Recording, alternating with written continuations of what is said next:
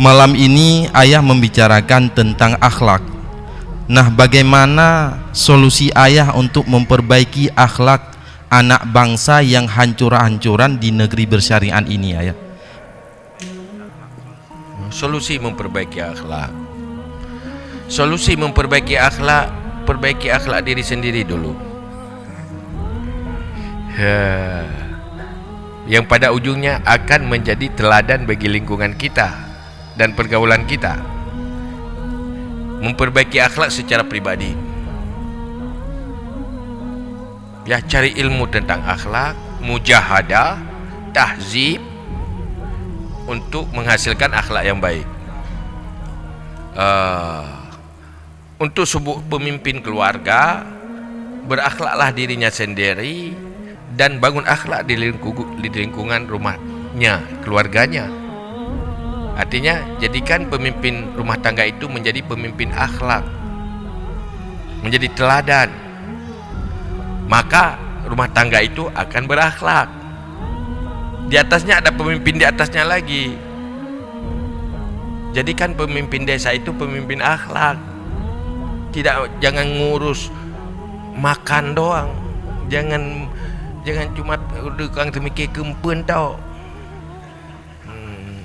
Ekonomi aja. Sekarang data krisis ekonomi ada. Orang miskin akhlak nggak ada datanya. Berapa persen masih miskin di bawah garis kemiskinan akhlaknya? Itu nggak ada. Kenapa? Nggak ada pemimpin akhlak.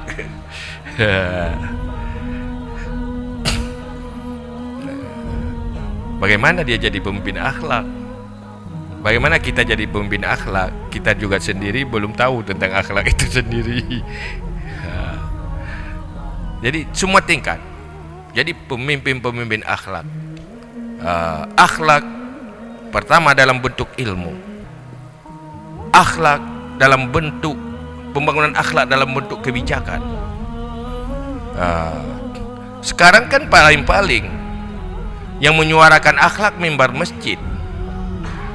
Dalam bentuk dakwah di mimbar masjid, yang menyuarakan akhlak dalam bentuk majelis taklim, dalam bentuk pendidikan agama.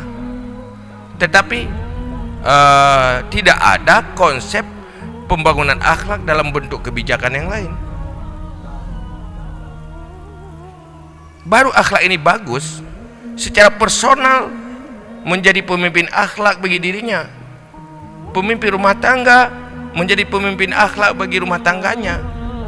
Dalam sistem kenegaraan berubah dalam bentuk kebijakan-kebijakan yang mengarah kepada pembangunan akhlak.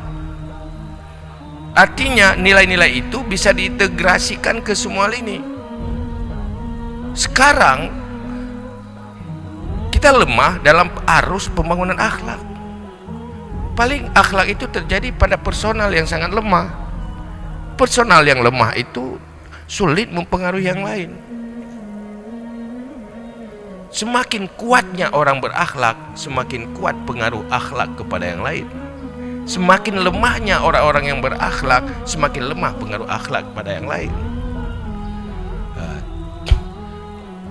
Karena kita tahu Rasulullah dalam membangun akhlak, pertama ilmu, kedua keteladanan dari Rasulullah sendiri. Yang kedua ilmu. Memang apa dunia pendidikan kita menjadikan akhlak itu menjadi hal yang paling dominan, paling penting atau tidak? Kita harus tahu dunia pendidikan kita yang menghabiskan banyak energi finansial, tenaga dan pikiran, tetapi mungkin kita kadang-kadang membelakangi persoalan akhlak. Kelulusannya tanpa ada nilai seleksi akhlak. Nilai seleksinya adalah hafalan, yang dimana ensiklopedi lebih hebat ketimbang otak manusia itu. Tidak ada pada nilai akhlaknya. Maka kita tahu bagaimana konsep-konsep yang ada di dalam ilmu-ilmu Islam. Selalu nilai-nilai akhlak itu menjadi syarat dan ukuran yang paling pertama dan utama.